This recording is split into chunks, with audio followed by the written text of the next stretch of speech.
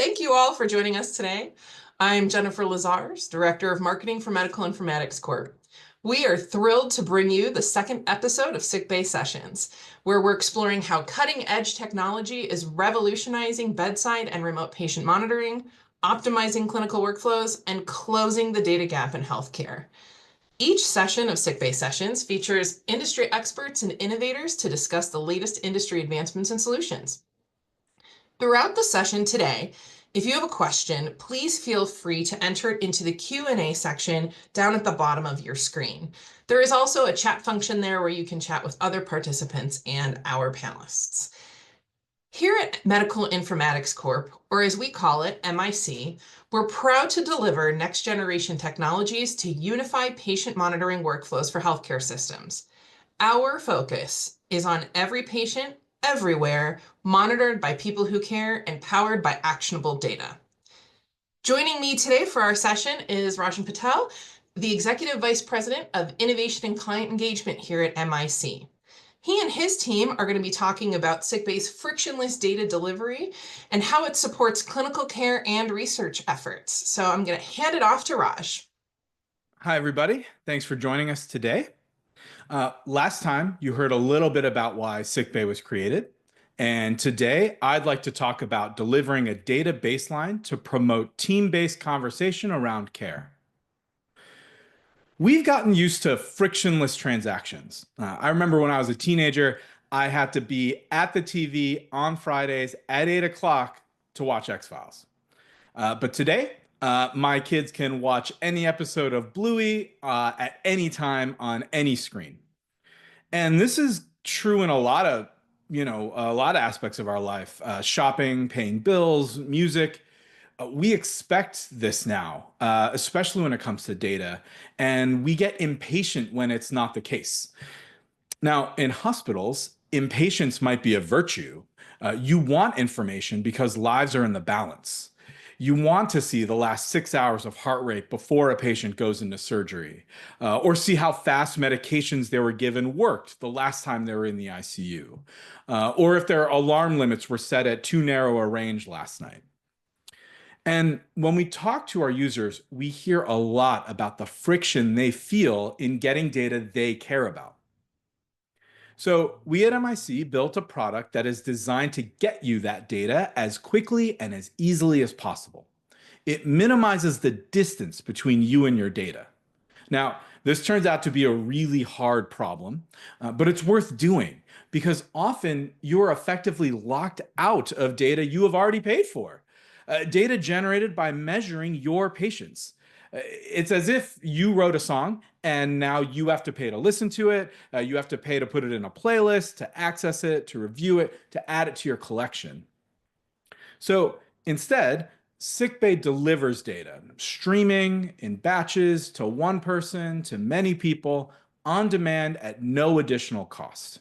Like my kids deciding to watch different episodes of Bluey all at the same time, frictionless data means you never have to wait. To provide some real examples of Sickbay's data delivery capability, I'd like to bring in some of my colleagues. They talk to our clinical and research users every day about how Sickbay helps them provide better care and insight. First, I'd like to introduce Joellan, a nurse who supports our pediatric clients. Joellan? Hey, Raj, thanks for having me. Thanks for coming on. Thanks. My name is Joellan Mullen. I am a nurse by trade, a pediatric nurse. I worked in the ICUs as well as quality and safety and leadership. And today I'm going to go over our core platform, which includes 3 applications. The first one I'm going to go over is PatMon. PatMon is viewing one patient in near real time. So some use cases for this is looking at a high acuity patient. For example, I just have one patient and I'm outside the room doing my documentation and I can watch this patient. A provider off the unit, when the bedside staff calls them with concerns, they can pull this up wherever they are and look and see what's going on with the patient. In addition, you can also look at the EKGs. So you can make your custom view that you want. So if I am a cardiologist and I want to see an arrhythmia in real time, in near real time, I can look at this and adjust and provide the nurse with different things that they can do. So this is looking at one patient, which is great, but sometimes you may want to look at multiple patients. So this is multi-mon. Multi-mon is viewing multiple patients at one time. So some use cases for this is watching all your patients when you're in your assignment. You can actually minimize it down to the bottom and watch your patients as you're doing your EMR documentation. So this is great when you're outside the room and need to get caught up on your charting, but still being able to keep an eye on those patients. You can also imagine this as a huge TV on the side of a wall where you can watch your entire unit. So a charge nurse can see what's going on throughout their entire unit. A provider team, if they only have a section of the unit, they can watch that section. You can watch patients for multiple units, not just the one unit. So if I have watcher patients throughout the organization that I want to keep an eye on, that I'm worried, what's going on with them, I can do that as well. And again, if I'm respiratory, I can actually pull up different waveforms. So I can pull up integrated devices and see what's going on with all of my ventilated patients. So these two options are great for near real time, but what if I want to see what happened in the past, or I want to take a closer look at something? This is our patient HX view. And what this is the view that I'm looking at right now is a trend. So it does incorporate all those devices. So I have my respiratory rate for my ventilator on here. I actually have labs and meds that I can view. And so it's a great trend to see what's going on with the patient and also see the trajectory of what's going on. So for example, I could use this when I'm getting handoff from the previous nurse. The nurse could tell me as my blood pressure was trending up, I weaned down my norepi. And I'm keeping an eye on my lactate because my lactate seems to be climbing. So if I'm a visual learner, this is great for me when I'm getting handoff. The other thing you can use this for is event review. So as you can see, this patient has a DSAT right here. I could zoom in on this and actually see what's going on and pull in other signals such as my FiO2, et cetera, to see what's going on. You also can look not just at trends, but you can actually look at waveforms. So again, I'm a cardiologist and I actually want to see what's going on with different arrhythmias going on with my patient. I can pull this view up and see what's going on. I do want to transfer now to my colleague, Carol. She's going to discuss how to use this data to enhance documentation. Thank you, Joellan. My name is Carol Mars. I am a clinical engagement specialist. My background is nursing in the ED, as well as having my master's in informatics. Now, I want to talk about automation. Bedside staff continually to perform tasks that can be automated. Automation would free up time to focus more on the patient. An example of such is placing an EKG strip into the EHR. Automation has a large effect on the patient, the bedside staff, the care team, and the hospital, as I'll explain. As a new nurse, it was drilled into me. If your patient is on that monitor, they need to have a strip in the chart. This entails printing a strip at the nurse's station, finding the paper with the little affixed stickers, or at minimum, a plain piece of paper and then taping it on. The strips would then be put into the paper chart, which at some point would find its way into the patient's EHR. Needless to say, this would take more than a few minutes for the process to be complete, and only those people that actually had direct access to the paper chart would be able to see that strip until it was scanned into the EHR, which typically was done at discharge. This is the case for both standard strips into the chart as well as those that were run during an event. With an event, you would hope that you were able to find and print those sections of time when the event occurred, so that strip could be reviewed. So I would like to share something with you. When using Sickbay strip export, it is a very, very simple process. Find what section you want to place in the chart, complete the measurements using the calipers on the page. There's a caliper here and a caliper there. It is just a simple click and drag, and you get your measurements. You select export, export to EMR, you make your note, and you click export. It's as simple as that. The strip goes directly into the patient's EHR as a PDF, which has the patient's information as well as a live URL. This URL will take you to this page.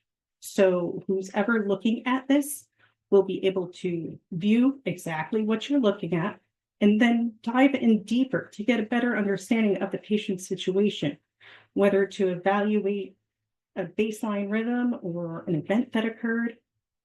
In addition to exporting to the EHR, you do have the ability to share a URL by clicking Share HX link, copying the URL, and sharing it over secure chat with the team for an event that occurred, a situation that is causing concern, or something that you just want to look into later. You can save by hiding the PHI and using it as a teaching aid. On a patient-by-patient basis, this saves time, freeing up the bedside staff. It improves communication among the care team. And on a hospital level, the time saving is exponential, as well as the ability for the hospital to identify and support telemetry monitoring challenges. Another way that you can see what is going on, the effectiveness of the strip export. A site that I work with identified capturing EKG strips was somewhere that they needed a little extra help. As you can see, they have significantly improved. They're monitoring roughly 380 patients weekly. Per week, they're exporting over 2,500 scripts per week. And then since starting, they've exported about 200,000 strips, many with those annotations. Now, here is my colleague, Megan Sisson, who will be discussing virtual care at scale. Megan? Hey, thanks, Carol.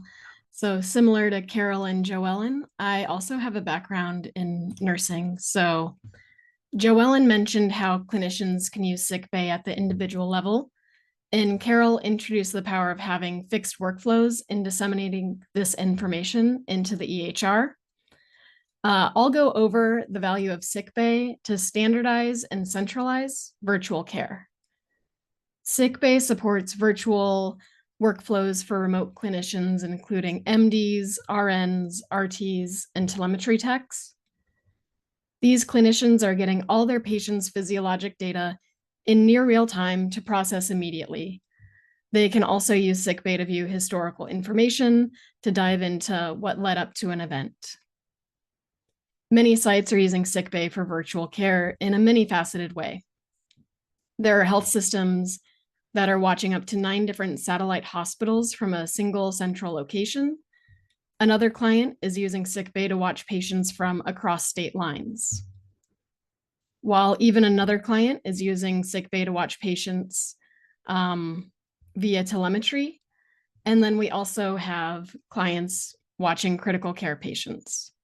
This makes sickbay flexible to fit budgets, staffing, and unique workflows for many different health systems.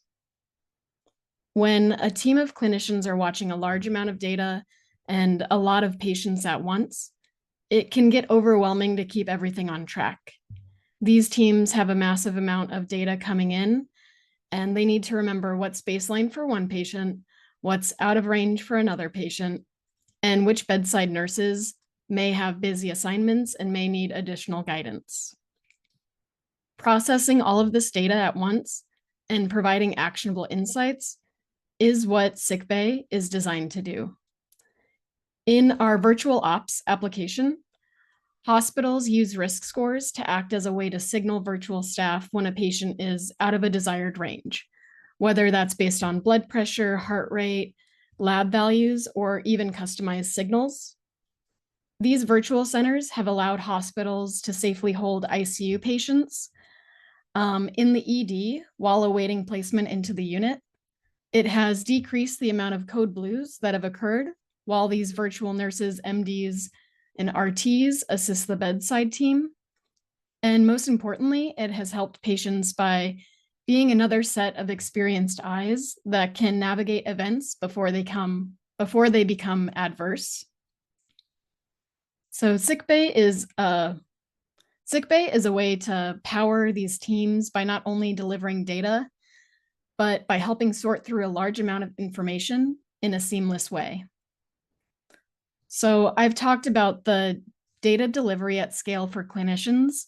Now I'm going to transfer it over to my research colleague, Sudha, who will be talking about what data delivery at this scale means for researchers who are building the next generation of clinical insights. I'll give it to you, Sudha. Thank you, Megan, and thank you for having me. So I will be talking about how is Sickbay leveraged for research. Now, as you've heard, Sickbay is recording full resolution data from all the patients in all beds at all time. And as you can imagine, that is very powerful. Sickbay also provides a research infrastructure.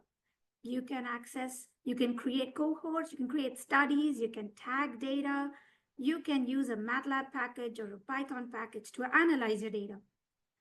I'm going to illustrate this with an example. Stories are always better. There was a neurointensivist at one large client site who wanted to study intracranial pressure data.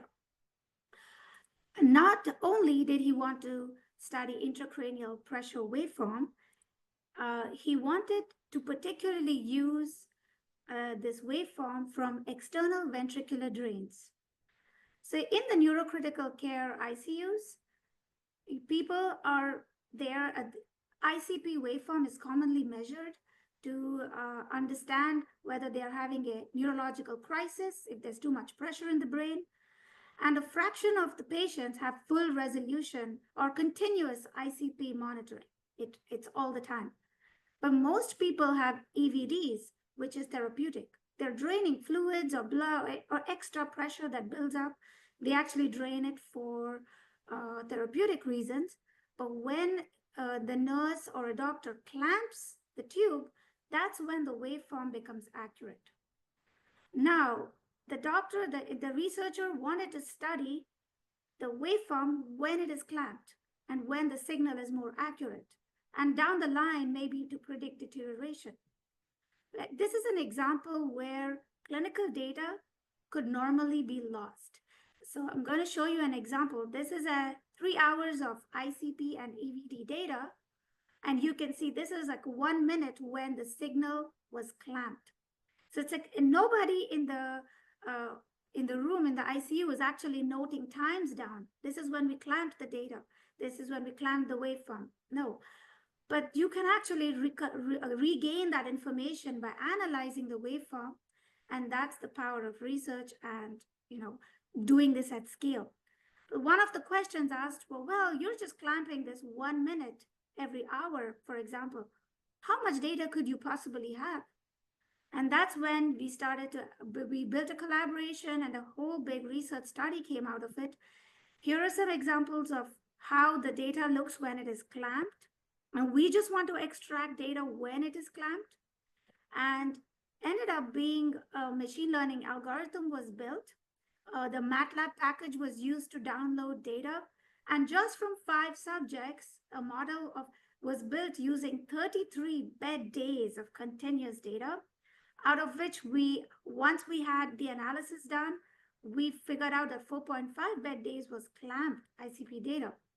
And at scale, 200 subjects data were extracted for further analysis. The first level of the model was published in a paper. It was performing at a 99% accuracy. But this is an example of how Sickbay data can be leveraged from multiple patients by multiple users at scale to solve very specific problems in that field. With this, I'm going to hand over back to Raajen.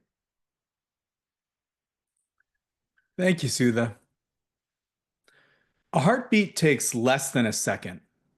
And during that time, a clinician can see that heartbeat's ECG from the bedside, from the hallway, from their office, or at home. Every clinician on the team can see that ECG, that ABP, that vent setting. They can document them and share those trends with the care team. At the same time, virtual clinicians in their command centers can see all of this data across a unit And researchers at that facility can use that data to build or bolster algorithms that provide specific clinical insight to the patient population their colleagues see every day.